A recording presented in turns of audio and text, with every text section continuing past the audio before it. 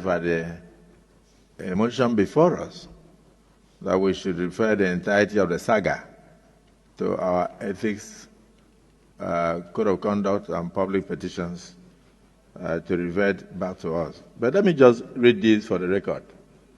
Even the first time the issue came up here, our distinguished sister was not even speaking from her seat. And that was when we tried to call her to order.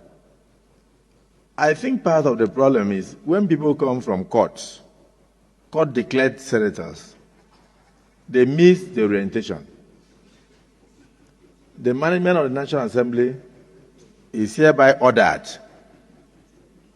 to organize periodic orientation, particularly for senators who are midstreamers, who can midstream and did not start when their colleagues started. Because I remember that this particular senator, on the day she was sworn in, raised her hand to speak.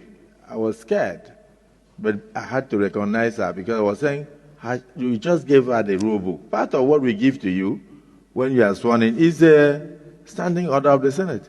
So I said, has she even opened the rule book to know what she's going to say? But she made the contribution on that day. I think 2 days later, she brought a motion. There's nothing wrong in being vibrant, but there's a lot wrong when you don't know anything about the procedure. You can't be a reverend father and go and start the church service with communion. You must lay foundation. So let me refer you to section 66 of our rule book. Section 66, subsection 1. It says, the President of the Senate or the chairman, maybe while sitting as chairman of Committee of the Whole,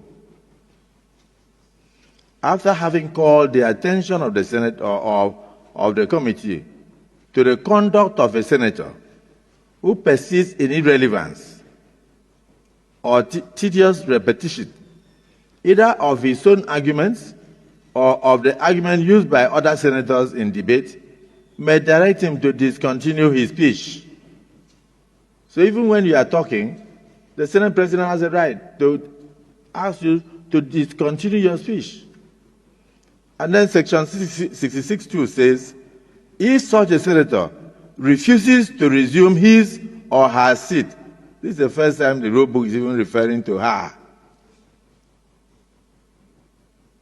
the President of the Senate, or in the case of sitting as chairman of Committee of the Whole, shall order such a senator whose conduct is grossly disorderly to withdraw immediately from the Senate during the remainder of that day's sitting. The President of the Senate shall order such a senator to withdraw in the event that he views her conduct or his conduct to be disorderly.